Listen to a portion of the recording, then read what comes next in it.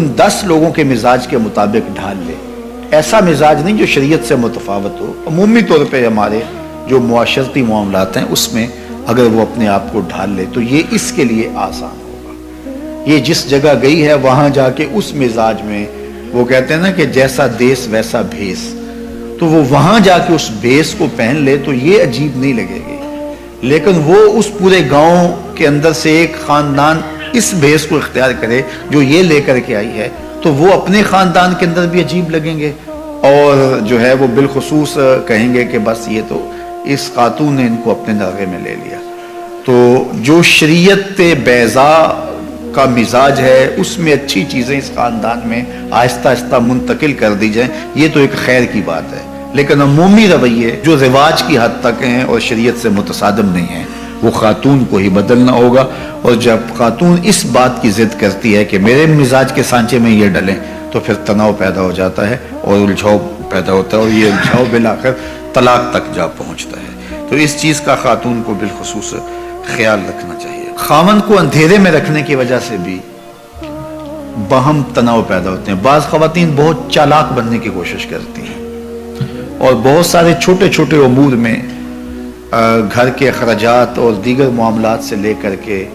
جو ہے وہ خاندان کے دیگر امور تک اپنے خاوند کو اندھیرے میں رکھنے کی کوشش میں لگی رہتی ہیں۔ ایسا ہوتا نہیں ہے، کچھ خاوند ایسے ہوتے ہیں جو ان کو کسی چیز کی سمجھ نہیں آتی ہے، لیکن عمومی طور پہ اکٹھے رہتے ہوئے یہ بات سمجھ میں آتی ہے۔ تو بعض تو کہتے ہیں کوئی بات نہیں، یہ ہوتا ہے، لیکن بعض کے اندر طبع کی سختی اتنی ہوتی ہے کہ اس کو پھر گوارا نہیں کر پاتے، اور پھر عورت اس عادت سے مجبور ہو کر پھر دوبارہ اسی کام پہ آتی ہے، اور پھر آہستہ آہستہ یہ اختلاف بڑھ جاتے ہیں اور کس دن طلاق تک بھی نوبت پہنچ جاتی ہے۔ اس لیے عورت کو کوئی ضرورت نہیں ہے کہ اپنے شوہر کو اندھیرے میں رکھے۔ شوہر اس کو جتنی اجازت دیتا ہے، جتنا آگے بڑھنے کی اخراجات کے حوالے سے، رشتہ داروں کے ساتھ معاملت کے حوالے سے، اور دیگر جو ہے وہ معاشرتی تعلقات کے حوالے سے، بیوی کو اتنا ہی آگے بڑھنا چاہیے اور شوہر کی مرضی، مشاورت اور رضا کے مطابق ہونا چاہیے۔ تو اس سے انشاءاللہ ایک خوبصورت ازدواجی زندگی جنم لیتی ہے۔ لیکن اگر خاتون کہے کہ بس نہیں ہے، میں خود اپنی مرضی کی مالکہ ہوں اور شوہر کو میں پتہ بھی نہیں چلنے دوں گی اندھیرے میں، تو ایک دن جب اس کی خبر اس کو ہوتی ہے تو پھر ایک دم اس کا غصہ عود کر آتا ہے، جس کے نتیجے کے اندر تلخی پیدا ہوتی ہے۔ تو خاتون کو یہ کبھی نہیں کرنا چاہیے،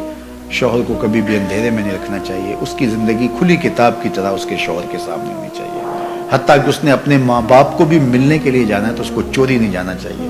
اپنے شوہر سے پوچھ کے جانا چاہیے، اور اگر وہ اجازت نہیں دیتا تو اس کے لیے بھی شریعت نے ضابطہ دیا ہے کہ ایک مدت اس کی مقرر کی ہے، اور اس میں بھی سسرال کے حالات کی مطابقت میں کہا ہے کہ جو ہے وہ جا سکتی ہے، لیکن وہ شام تک گھر پلٹ آئے گی۔ اگر وہ اس صورت میں ہے کہ شوہر بہت ظالم ہے، وہ جانے نہیں دیتا، تو ظاہر ہے کہ قطع تعلقی تو نہیں ہوگی، تو وہ ایک مخصوص مدت کے بعد جو ہے وہ جا سکتی ہے، لیکن شام کو پلٹ آئے گی۔ لیکن عمومی طور پہ ایسے ظالم شوہر تو کم ہی ہوتے ہیں، عمومی طور پہ تو جانے دیتے ہیں، تو ان کی اجازت کے بغیر۔ اب اگر کسی وجہ سے وہ کبھی روک دیں، بعض حالات ایسے ہوتے ہیں معروضی حالات، تو پھر بیوی کو رک جانا ہی اس کے لیے عافیت ہوتی ہے۔ آج کل تو دیگر ذرائع سے حال احوال جو ہے وہ میکے کے معلوم ہوتے رہتے ہیں، تو اس لیے یہ کہنا کہ بس تم مجھے روک نہیں سکتے ہو تو میں جاؤں گی، تو یہ چڑ اور ضد پیدا ہوتی ہے اس سے، اور جس سے جو ہے وہ دوری پیدا ہوتی ہے۔ تو یہ چیز بہت غلط ہوتی ہے، اور اس سے جو ہے وہ